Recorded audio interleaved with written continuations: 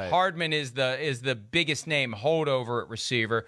Juju's there. Josh Gordon's back. Yeah. They love Josh Gordon. They keep waiting for Josh Gordon to do something.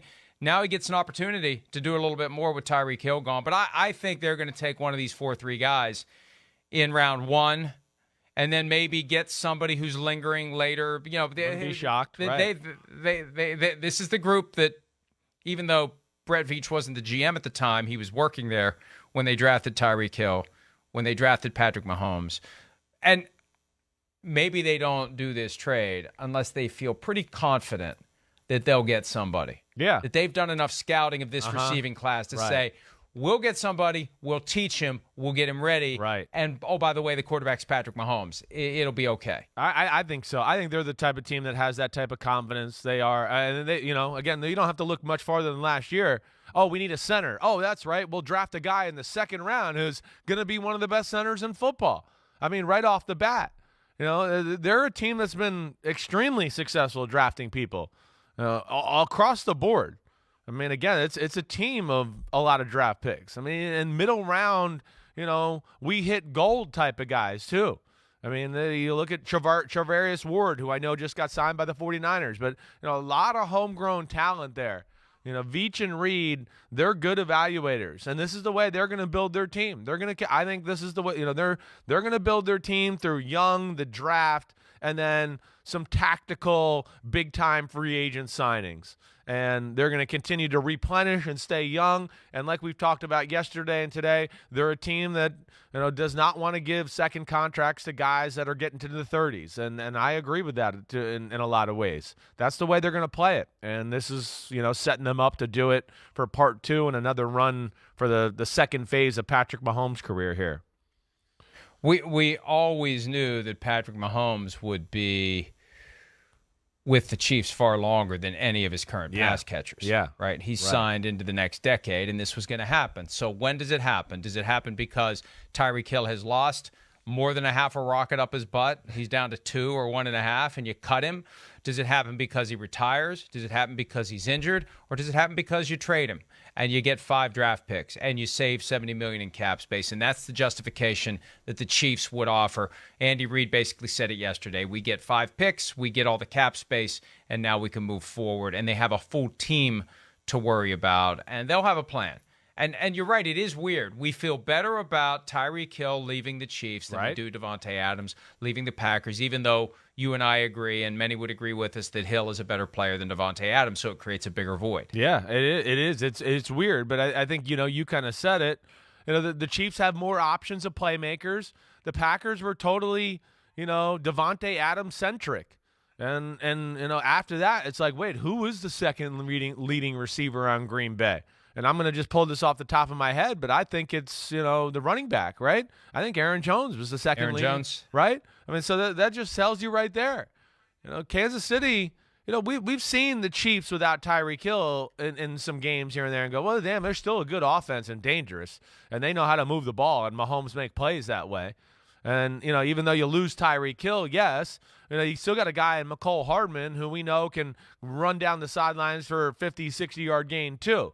So it does. There's a different feel there because they're not as, centric on, wait, we got to get the ball to Tyreek Hill 10 times this game to win the game like Green Bay was with Davante Adams. Kansas City could get away with, hey, Hill's a decoy this week, and so what if he doesn't touch the ball? He's helping us that way, and I think they'll find ways to fill that void with some other guys. Oh, there we go. There we go. Here's the fantasy guys. He's got more receptions. He runs the slant route better. Oh my gosh! I mean that's insane. That's insane. Well, and you're right. And you're perceived as a Davante Adams hater simply because once upon a time you listed the top 10 receivers in the NFL and you didn't include him. I was wrong there. There are a lot of great receivers in the NFL, though. Yeah, but there are a lot of up. great receivers in the NFL. Right. But Tyreek Hill, it's not about the numbers. It's about the impact. Yeah. It's about the fact that you have to watch him everywhere he goes, the things he can do as a running back, as a receiver, as a guy who gets open anywhere, as a guy who will cause a defensive back to face plant. Yes.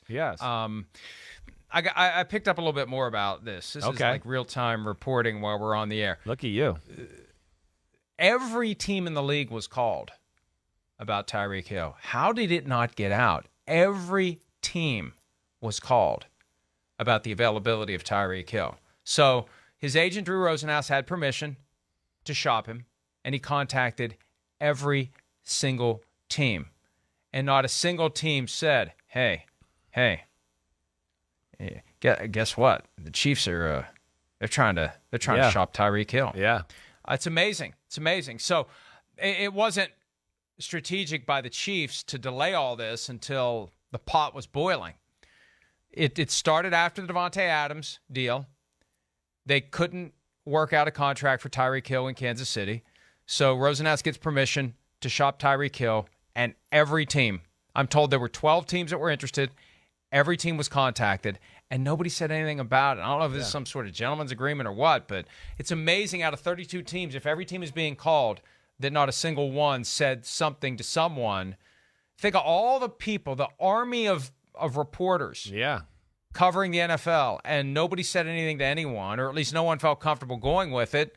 Shame on them, because it was accurate, that Tyreek Hill was being shopped. And it's not just a matter of going with what you hear from one person. You can make a couple other calls and say, if two general managers are getting the phone call offering them Tyreek Hill, it's safe to say that Tyreek Hill is being offered to teams. Yeah. So it's shocking. That really part is. of it's crazy to me. Maybe there's so much else going on that all the other activity is the perfect cover.